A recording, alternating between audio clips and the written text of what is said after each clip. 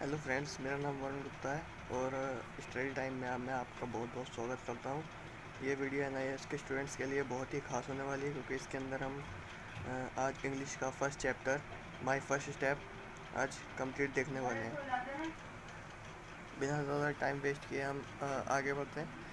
तो ये first section है। इसमें लिखा है, I may never have become a cricketer and this book would certainly not have been written if an eagle-eyed relation, Mr. Narayan Masurekar, had not come into my life that day. I was born July 10, 1949। तो जैसा कि अभी मैंने एक line read करी, तो ये मैंने पूरा चैप्टर की हिंदी लिख रखी है। इसे समरी नहीं कह सकते हम क्योंकि समरी बहुत छोटी होती है। मैंने पूरा चैप्टर को हिंदी में ट्रांसलेट कर दिया है। तो जैसे कि मैंने अभी एक लाइन पढ़ी थी, उसकी मैं हिंदी बताता हूँ। जैसे, मैं कभी क्रिकेटर नहीं बना होता और शायद ये किताब भी नहीं लिखी होती अगर चील की निगाह वाले मेरे अंकल मिस्टर नारायण मासूरेकर उस दिन जब मेरा जन्म हुआ था 10 जुलाई 1949 में मेरे जीवन में नहीं आते। तो उसके आगे बढ़ते हैं हम। It seems that Nan Kaka, as I call him, who had come to see me in hospital on my first day in this world, noticed a little hole near the lobe of my left earlobe. The next day he came again and picked up the baby lying on the crib next to my mother. To his utter horror, he discovered the baby did not have the hole on the left earlobe. A frantic searches of all the cribs in the hospital followed, and I was eventually located sleeping blissfully beside a fisherwoman. जैसा कि अभी मैंने वो line पढ़ी थी, तो अब मैं उसका हिंदी बता देता हूँ। जैसे कि अभी मैंने ये बताया था कि मैं कभी क्रिकेटर नहीं बना होता, शायद ये किताब भी नहीं लिखी गई होती अगर चील की निगाह वाले मेरे अंकल मिस्टर नारायण मासूरेकर उस दिन मेरे जीवन में नहीं आते जिस दिन मेरा जन्म हुआ था, है ना। तो उसके बाद मैं उन्हें नान काका कहता था। वो मुझे मेरे जिस दिन उनका जन्म हुआ था उसी दिन उसको देखने आए थे और उन्होंने गौर किया था कि मेरे उल्टे कान के लोब पर एक छोटा सा छेद है। कान का लोब यानी ये जो हमारा कान होता है, कान के ऊपर का हिस्सा जो होता है उसको हम लोब कहते हैं। अगले दिन जब वो दोबारा आए तो और उन्होंने जब वो बच्चा उठाया जो मेरी मम्मी के बगल में सो रहा था, क्रिब यानी पालना कहते हैं, ठीक है, जो मेरी मम्मी के बगल वाली पालने में सो रहा था, और जब उन्होंने उसको उठाया तो वह पूरी तरह से डर गए थे क्योंकि उन्होंने गौर किया था कि जब वो पहले दिन मेरे पास आए, जब उन्होंने मेरे को देखा था तो मेरे कान के लेफ़्ट लोब पे एक छेद था और जब उन्होंने उस बच्चों को लिया तो उसके कान पे कोई छेद नहीं था। तो चिंतित होकर सभी पालने चेक किए गए और अंत में मैं एक मछुआरन के बगल में सोता हुआ मिला। Totally obvious of the commotion I had caused. The, the mix-up, it appears, followed after the babies had been given their bath. तो इस लाइन का मीनिंग है कि बिना किसी हलचल और बिना किसी बेखबर हुए मैं वहाँ सो रहा था, और ये जो मिक्सअप हुआ था बच्चों का, ये जो एक्सचेंज हुए थे, ये हुआ था जब उनको नहलाने के बाद जब उन्हें वापस से पालने में लिटाया गया था। Providence had helped me to retain my true identity and in process charted the course of my life. I had often wondered what would have happened if nature had not marked me out and given me my guard by giving me that small hole on my left earlobe, and if Nan Kaka had not noticed that abnormally. Perhaps I would have grown up to be an obscure fisherman toiling somewhere along the west coast. And what about the baby who for a spell took my place? I do not know if he is interested in cricket or whether he will ever read this book.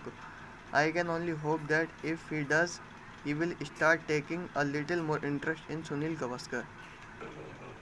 तो अब अभी जो मैंने paragraph पढ़ा उसकी मैं हिंदी बताता हूँ। जैसे लिखा है यहाँ पे, ईश्वर ने मेरी पहचान बनाए रखने में मेरी मदद की।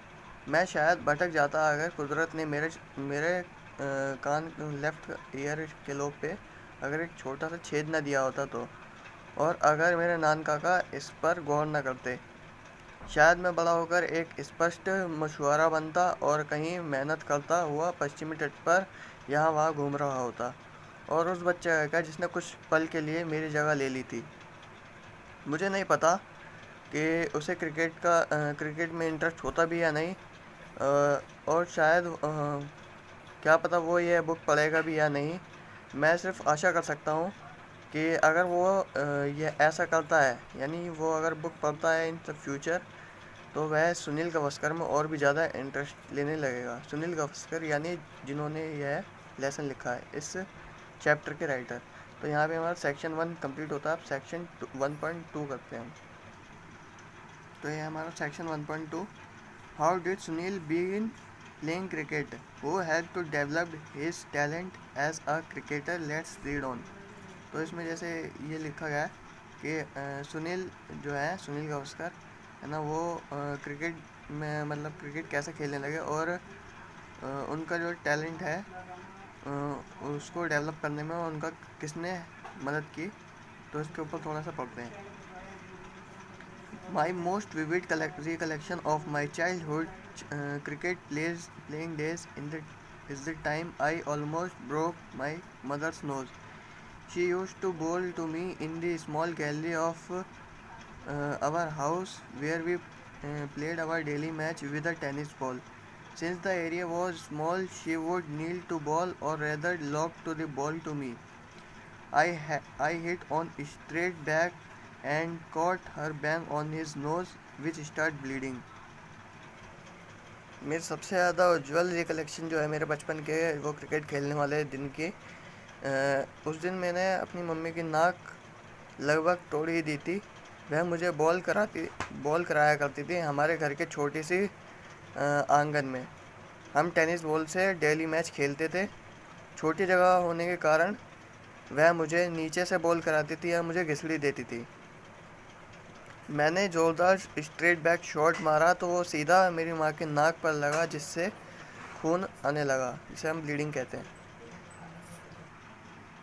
Although it was a tennis ball, the distance between the two of us was very short, which accounts for the force with which the ball hit her.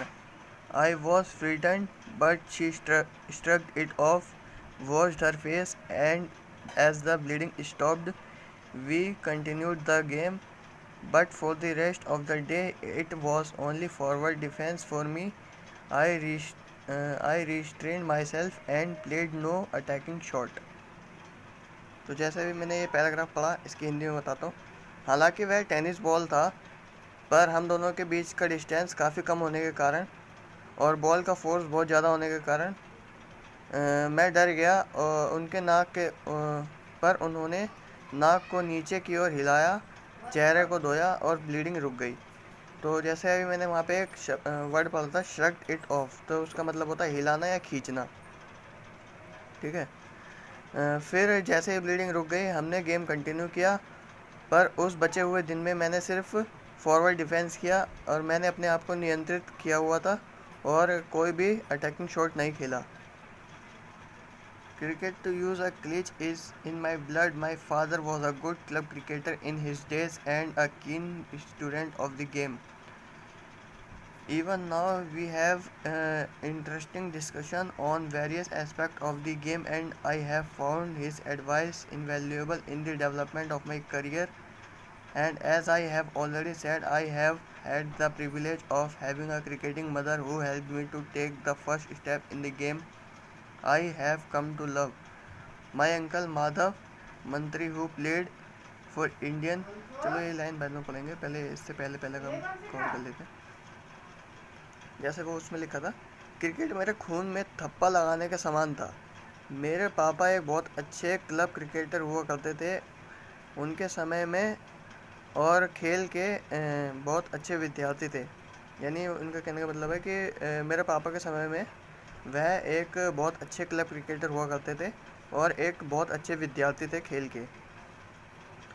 इसके अलावा हम बहुत सारे गेमों पर इंटरेस्टिंग डिस्कशन भी किया करते थे और मैंने उनके एडवाइस को अपने करियर के डेवलपमेंट के लिए अमूल्य पाया था, इनवैल्यूएबल जैसा है ना। और जैसा कि मैंने पहले भी कहा है कि मैं क्रिकेटिंग मदर को पाकर धन्य हो गया जिन्होंने मुझे खेल में पहला कदम रखने की मदद की, जिससे मैं उनके उसके प्यार में आ गया। जैसे क्रिकेट के प्यार में आ गए वो, मतलब उनको पसंद आने लगा cricket.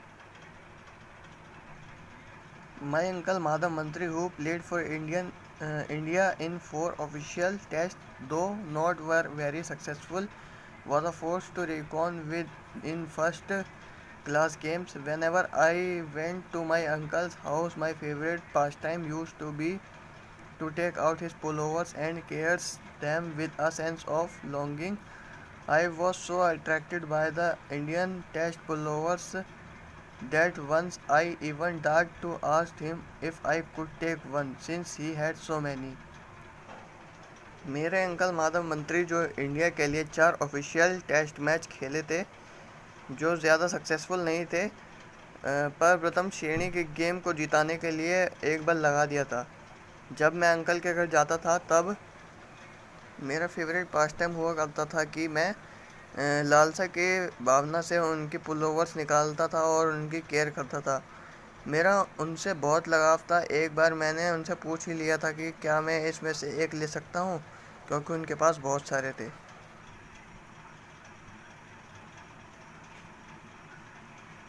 My uncle told me that one has to sweat and earn the India colors, and I too should work hard to earn the distinction. That is the lesson I have never forgotten. Looking back, I am glad that my uncle did not succumb to my childish fancy and instead taught me that there was no shortcut to top. I was also fascinated by the many souvenirs he had and the large number of trophies he had won. What I liked the most was the stump bearing the autographs of the 1952 India and England teams, and I loved to linger over the autographs of every player. मेरे uncle जो माधव मंत्री थे, उन्होंने मुझे बताया कि India colour को कमाने के लिए पसीना बहाना पड़ता है और तुम्हें भी इस सम्मान को कमाने के लिए हार्ड वर्क करना चाहिए। ये लेसन मैं कभी नहीं भूला। जब मैंने पीछे देखा, यानी जब वो बैकवर्ड में गया, तो जब वो उसने सोचा है ना, तो मैं बहुत प्रसन्न हुआ कि मेरे अंकल ने मेरे बचपने का शिकार नहीं हुए और मुझे यह बताया कि टॉप पर जाने के लिए कोई शॉर्टकट नहीं है।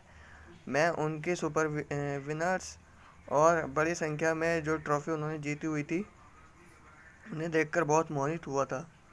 और मुझे सबसे ज़्यादा अच्छा तब लगा जब सबसे अच्छा क्या लगा, वह स्टंप जिस पर 1952 के इंडिया और इंग्लैंड की टीम के ऑटोग्राफ थे। मैं सभी खिलाड़ियों के ऑटोग्राफ पसंद करता था। Right from the beginning, I wanted to become a batsman and I hated losing my wicket. This became such an obsession with me that if the rest of the boys ever got me out, I would fight and eventually walk home with the bat and the ball. This would bring the game to an abstract end, since nobody else had a ball or bat. The boys cursed and called me names, but the tension did not last long and we generally got on very well. Among these early comrades with whom I played were the Ambe brothers, the Markande brothers, and several others who made up our team. Whenever I battled them, they would decide before beforehand that they would appeal at a particular ball, and whether I was out or not, I had to go by the majority verdict.